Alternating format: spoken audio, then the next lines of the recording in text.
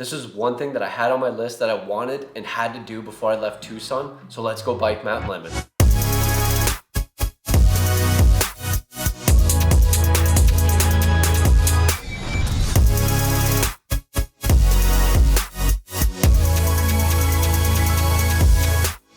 Feel for this ride, nothing too crazy. I got a Drink 160 mix by Morton, and then I got one gel currently. I might bring a second just to have it.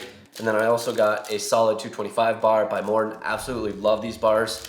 And I think that's gonna get me all the way up. And then I'm planning on stopping at the top. I think there's a restaurant there. My cousin told me that I have to get the cookies and coffee, so I might be stopping there for a little pit stop. And then on the way down, I think I'm just gonna be cruising, not really gonna be needing as much fuel as getting up. So that's what I'm assuming, but we'll see how it goes. And that's what I currently got for my fuel.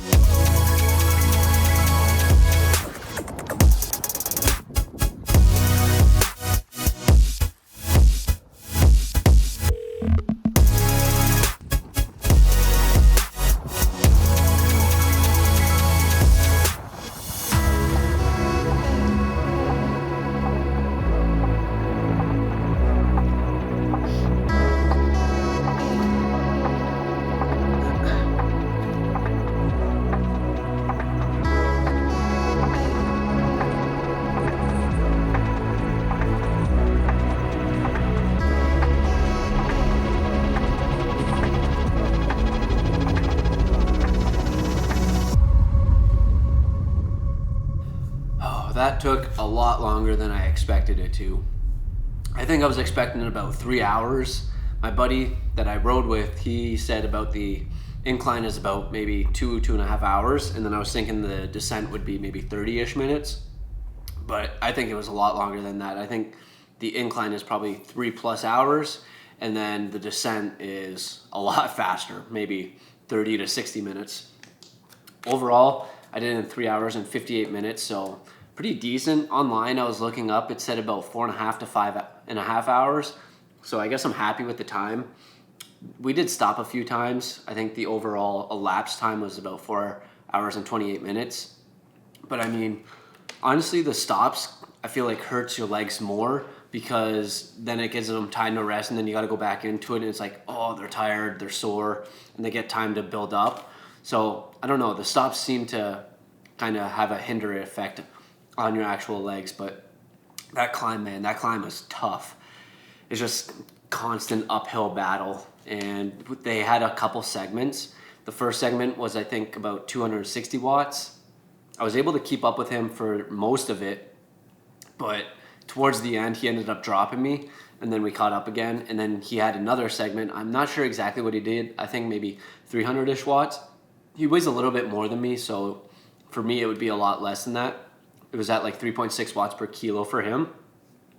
And that, they dropped me right away. They're really strong bikers, but I tried to keep up the best I could. Wasn't very great, but yeah, that incline, I was sweating buckets. And then it's crazy, like the elevation change, like maybe around 3 to 5,000. Once you get past that, it starts to get a little chilly. And then there's snow on the ground too, which was pretty surprising. And then from like maybe 6,000 plus, it's a little bit chilly, but the climb, that was tough. Great views, I would say that. And also, take this with a grain of salt. I haven't been riding much. This was definitely one of the hardest rides I've ever done. But I do think this is just a hard ride in general. Close to 7,000 feet of elevation gain. And I think that's really good for my training for Lake Placid, because Lake Placid has about 6,000 feet of elevation. So this is hopefully going to be another one that I do end up doing before I leave Tucson. But this was such good views, and then the crappy part about the descent's really fun. You just kind of go straight down. But the crappy part about it is you're going so fast and you're just focused on the road that you can't really take in the view and everything that's around you. You're just kind of like don't fall. That's kind of like all I was thinking about. Avoid the cracks and don't fall. So that's kind of the only crappy part about the descent, but you go so fast on the descent and basically makes the climb worth it. The climb is just so tough. I think that probably took about 3 hours of climbing, and then the descent was probably about 30 to 60 minutes. Yeah, that was fun though. It was fun. And then I got to the top. I was going to reward myself with those massive cookies that they have, but there was like a 45-minute wait, and I didn't really take any pictures or videos up there. And it kind of surprised me that it's like a little ski village type of vibe. And we ended up getting to the store, and then there was like massive lines. So we're like, all right, we'll just head back and head down, which we ended up doing. And then there was about 30 more minutes of climbing a little bit. And then like once you get to the top, it's like up and down, up and down. And then after that, it's just straight downhill from there. And you just cook it right through. And that's probably one of the best parts. The best part definitely isn't climb up, because that's rough.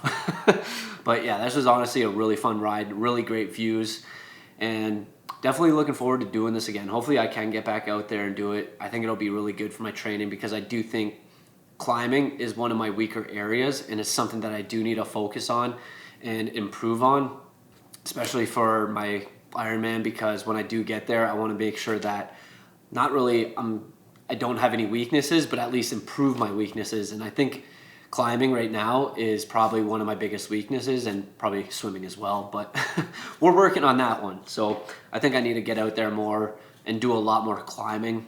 And Lake Placid, I'm hoping, is just hilly and not a constant uphill battle like this was.